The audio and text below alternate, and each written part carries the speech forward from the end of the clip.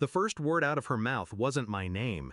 It wasn't hello. It wasn't even how are you. It was where's my money? No pause, no breath, just the same entitlement that had poisoned my entire childhood. I didn't answer immediately. Silence is a weapon, and I've learned how to sharpen it. She mistook my quiet for weakness. She always had. I used to think my mother loved me. Maybe she did, once, when I was small, when I was useful for photographs and bragging rights. But somewhere between my father's death and my brother's first tantrum, her love mutated. My brother was the golden child, spoiled, shielded, worshipped. He wrecked cars and she replaced them. He burned bridges and she rebuilt them.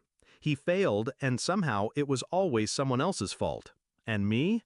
I was the provider, the soldier, the one who worked, earned, and quietly paid her bills while she sang his praises to anyone who'd listen. I told myself it didn't matter.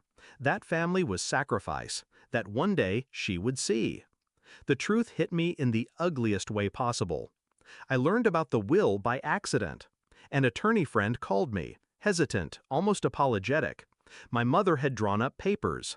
Everything was going to my brother. The house, the land, the accounts I'd been filling thinking they were hers. Not a single line for me. I didn't cry. I didn't yell. I just stopped. Stopped visiting. Stopped sending checks. Stopped pretending. For the first time in my life, I cut the cord. 1 month later, the phone rang. Her number flashed on the screen. I answered, curious to hear which mask she'd wear. But there was no mask, just greed. Where's my money? I almost laughed. Almost. But instead, I asked calmly, why don't you call your heir? I hear he's rich in promises. There was silence on the other end, the kind of silence that reveals truth. She hadn't told him. Of course not. She couldn't risk him knowing how much of her life was propped up by me. She tried charm next, the soft voice, the motherly guilt. You know I need you. You've always taken care of me. Yes, I had, and she had weaponized it.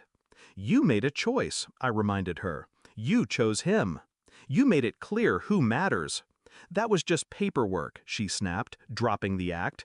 You're still my child. You'll still help. Paperwork. That's what I was to her. Ink on a page, easily erased. I could have walked away forever. But no, I don't leave debts unpaid. Not hers, not my brother's. So I planned. Not with rage, but with precision. First, I called the bank. Every account in my name, every joint asset where my money had kept her afloat, I severed it. The utilities, the mortgage auto payments, the insurance premiums, gone. Then I called her creditors, quietly, respectfully, explained that she had no income of her own, that they should direct all future communication to her beneficiary. Next, I reached my brother, not directly, through whispers. Old friends, family acquaintances, people who love gossip more than air. It didn't take long for him to hear the truth, that our mother had written him into the will because she had nothing left to give while alive. That every luxury she flaunted was bankrolled by me. I knew exactly how he'd react. He'd confront her, loudly, brutally. Because spoiled children don't like discovering the strings that hold their world together. The confrontation came sooner than I expected. She called again, voice trembling, not with sadness, but with rage. How dare you, she spat. He thinks I've lied to him. He thinks I'm broke. He's furious.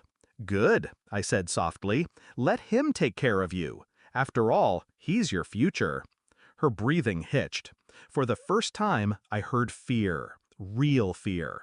Because she knew the truth, my brother wouldn't lift a finger for her unless there was something in it for him. And she had already promised him everything. The last time we spoke, she didn't yell. She begged.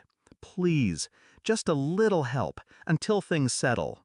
I pictured every birthday she'd forgotten. Every graduation she'd skipped.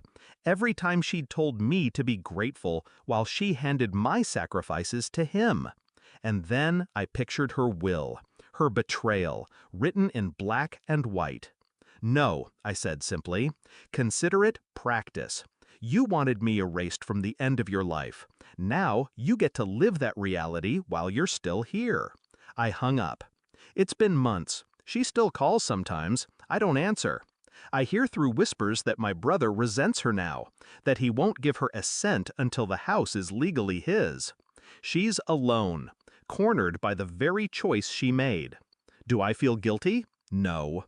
Do I feel sad? Not anymore. I feel free. Because I finally understood, betrayal isn't always a knife in the dark. Sometimes it's ink on a page. Sometimes it's a mother who forgets that love is proven, not purchased.